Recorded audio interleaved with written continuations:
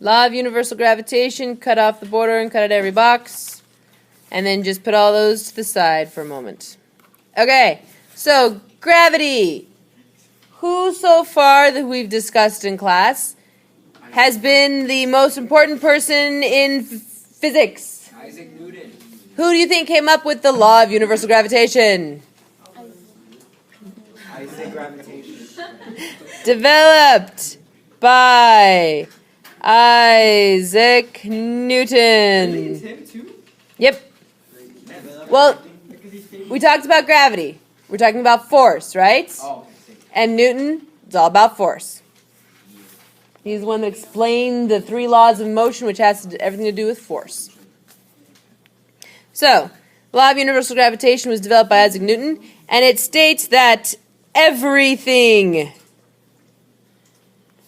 I'll just put the law. The law. Everything with mass has gravity. So, my pen. Can I measure mass? Yes. Yes. Guess what? Because of that, it has gravity. It has the power to attract, gravitationally attract other objects. You're probably like, what? It's very weak, but it does have gravity. Okay? So, there are two very important aspects to this rule, to this law.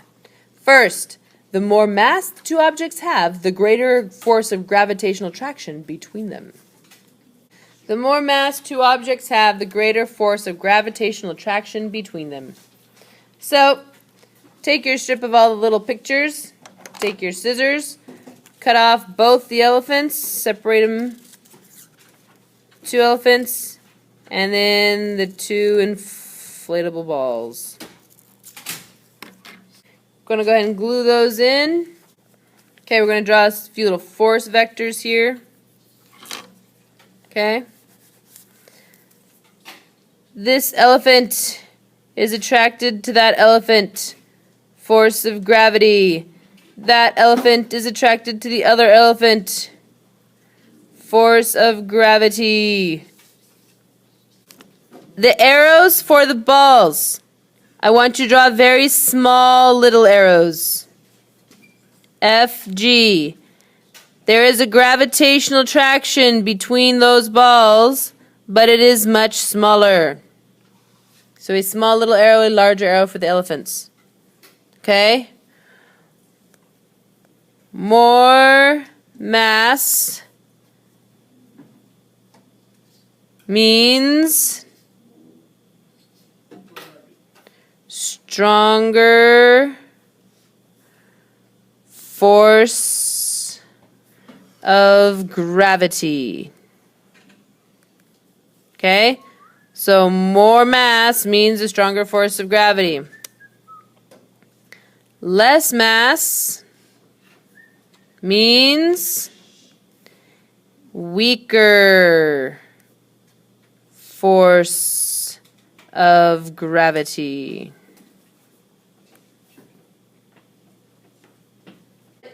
Pause and think for a moment. When was the last time you felt a gravitational attraction to the wall? Never, right? Why? We don't feel it because the Earth is a humongously massive object right below your feet. And that force of gravity pulling on you from the Earth is so strong, you don't feel all the other little gravitational forces from all the other little small objects around. Does that make sense? So, if you have a really, really large mass, or should I say, unless you have a really, really large mass, you don't even feel it. Even if you put 2 elephants right next to each other, they still wouldn't feel it. Okay? It's still, even then, really, really weak force. All right. The second important fact that goes along with this law is that the closer the 2 objects are, the greater the force of gravitational attraction between them. So, all right, and the 4 bowling balls, cut them all apart. Okay. Go ahead and glue the first two close together. And down towards the bottom of the page, glue the other two far apart.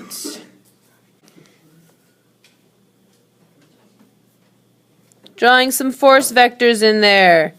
Force of gravity on both of those. They're attracted to each other. Okay? Close together means stronger force of gravity. Okay? Far apart means weaker gravitational force. Yes.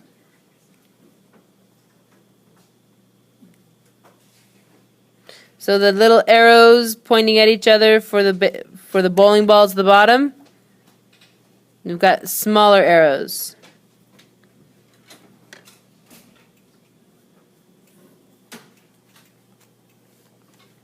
Because it's a weaker gravitational force. Okay? Now, this one, again, most of this use of Newton's law of universal gravitation has to do with, it's more like obvious and useful when we're talking about planets. So, a large planet that's very close to us, Earth, right below your feet, okay? Jupiter, the largest planet in our solar system, even though it has an enormous mass, is kind of like really far away. So we don't feel its gravitational force. Okay? We just don't feel it. It's so far away. Even though it's got a huge mass, it's really far away. Now, apply it to the sun. The sun is absolutely enormous. Hundreds and hundreds of times larger than the Earth. Okay? The Earth, isn't that a star? Yes, it is a star. And it's extreme amount of mass. Okay? That gravitational pull of the sun is what keeps the planets in orbit. Okay? Even though those planets are really, really far, far away from the sun. Okay? So we can, but here on Earth, we still, like, individually, I don't walk outside and be like, ooh, the sun's pulling on me, man. I don't feel it. It is, but I don't feel it. The moon actually pulls on us a little bit more. The moon, the gravitational pull of the moon is what affects our tides. Have you ever heard of low tide and high tide? Is that what the water? High tide, when the ocean waves are higher up on the shore, that's because the moon is making that happen. The gravitational pull of the moon on the water. Right. Pretty cool, huh? Also, like, basically that, like, the water's trying to go up. Yep. I read that in a book. Water's trying to reach the moon. All right. Now, this is the concept. This is the idea, law of universal gravitation. You need to be able to do the calculation. So, let's go to the OOPS page. OOPS page. Calculating.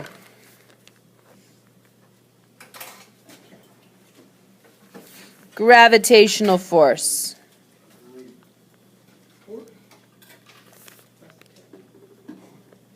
Gravitational force between two objects. OOPS page. So right there, OOPS page. Don't turn the page, stay on the OOPS page. Okay, so here is the formula. The force of gravitational attraction between two objects is equal to the universal gravitational constant multiplied by the mass of object 1 times the mass of object 2 divided by the distance between the center of the two objects squared. I know. This formula is like, what on earth? Ah, scary formula. Don't be scared. Do not be scared. Okay, so you need to draw some parentheses in here. Draw nice big parentheses right there. Another nice big parentheses right there. Okay? So the universal gravitational constant is multiplied to all of this. Now, within that, we need to draw some small parentheses around the mass of the first object. Another small parentheses around the mass of the second object. And a small parentheses around the distance between the centers of objects. And notice the squared there. You might want to emphasize that just a little bit. Don't forget to square. Okay, so what is the universal gravitation constant? It is a number. Written in scientific notation. Okay, it is represented by an uppercase g. Remember, lowercase g is gravity, acceleration due to gravity on the surface of Earth.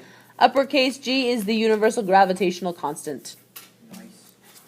Okay, 6.67 times 10 to the negative 11 newtons meters squared per kilogram squared.